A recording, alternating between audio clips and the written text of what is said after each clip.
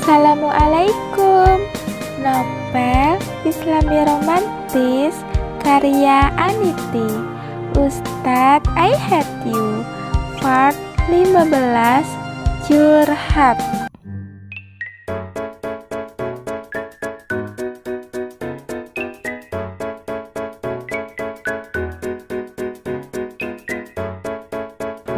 Di per-3 malam, Ustadz Faruk pun bangun untuk melaksanakan salat tahajud.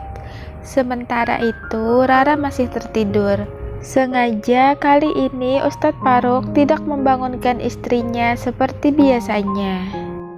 Selesai salat, Ustadz Faruk pun mengadu kepada Allah Subhanahu wa Ta'ala tentang perasaan dan kegelisahannya mulai siang tadi. Ya Allah, apa yang harus hamba lakukan? Hamba hanyalah insan biasa yang banyak dosa. Rasa marah ini tidak bisa dipendam. Sakit sekali rasanya. Sambil berdoa dengan suara pelan namun terbata-bata sambil menangis. Tanpa Ustadz Faruk sadari, ternyata Rara mendengar doa dari Ustadz Faruk. Namun berpura-pura masih tertidur. Apakah hamba harus menyerah dengan pernikahan ini? Apa yang harus hamba lakukan? Mohon beri petunjuk ya Allah. Isak tangis Ustadz Faruk pun semakin kencang. Mendengar itu, hati Rara pun seperti hancur berkeping-keping. Ia tidak tahu kalau selama ini Ustadz Faruk menyimpan beban yang begitu dalam selagi menikah dengannya. Selesai mencurahkan isi hati, Ustadz Faruk pun keluar kamar. Cukup lama Rara menunggu, namun Ustadz Faruk belum juga kembali ke tempat tidur. Ternyata Ustadz Faruk tidur di kamar sebelah, kamar yang disediakan apabila ada keluarga atau tamu yang datang untuk menginap. Jam sudah menunjukkan pukul 8.30 pagi. Ustadz Faruk pun sudah berangkat ke pondok seperti biasa. Rara yang tidak bisa memejamkan mata semenjak mendengar suaminya menangis tadi malam pun bingung apa yang harus ia lakukan. Rara pun mengirim pesan di grup sahabat rasa keluarga yang beranggotakan Rara, Dita, dan Ayu. Guys, gue lagi butuh kalian nih. Ke rumah gue dong, please. Bentar lagi gue OTW, balas Dita. Siap Kanjeng Ratu. Tak lama Ayu juga membalas. Tumben manggil kami datang ke rumah. Rara yang lagi melamun pun cukup dibuat kaget karena Dita dan Ayu langsung masuk tanpa mengetuk pintu sebelumnya. Ih, kalian ini, anjuran bertamu yang baik itu beri salam dulu kek, atau ketuk pintu dulu, ucap Rara mengingatkan. Ya elah Ra, biasanya juga kami gini kalau masuk ke rumah lo yang dulu langsung ke kamar kan? Jawab Dita nyengir. Iya deh, yang sekarang sudah menjadi istrinya seorang ustadz, ledek Ayu. Terima kasih ya kalian sudah mau datang, ucap Rara. Demi lo Ra, gue yang awalnya mau buka toko ditunda dulu. Ada apa nih? Jangan bilang cuma kangen doang ya, jawab Dita melotot. Menurut kalian kenapa ya sikap Ustadz Faruk bisa berubah tiba-tiba? Tanya Rara serius. Berubah gimana Ra? Tanya Ayu balik. Dia itu sangat baik, perhatian, gak pernah marah, kadang bisa ngelucu juga. Tapi dari kemarin sifatnya jadi aneh, seperti menghindar gitu dari gue. Jelas Rara yang didengarkan serius pula oleh sahabatnya. Lo jatuh cinta Ra? Ceplos Ayu begitu saja. Ya enggak lah yuk. Gue cuma heran aja kenapa Ustadz Faruk tiba-tiba berubah, jawab Rara dengan ekspresi bingung. Malam tadi sehabis salat tahajud, gue dengar waktu berdoa Dia bilang ingin menyerah dengan pernikahan kami sambil menangis. Padahal sebelumnya kami baik-baik saja, curhat Rara. Apa selama ini dia menyesal ya sebenarnya udah nikah sama gue? Lanjut Rara. Bukannya ini emang tujuan awal lo, Ra? Pengen agar bisa secepatnya cerai sama Ustadz Faruk? Tanya Dita. Iya sih, tapi nggak bisa. Rara pun bingung menjawab pertanyaan Dita.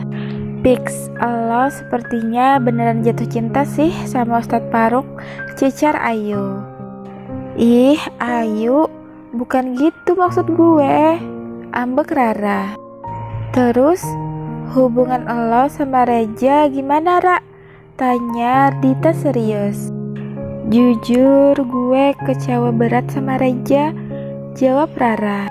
Rara pun memberanikan diri menceritakan semua kejadian yang terjadi dengan mereka berdua. Panjang lebar Rara bercerita sampai menitikkan air mata. Kedua sahabat Rara pun langsung memeluk Rara dan menenangkannya. Keterlaluan ya Reja.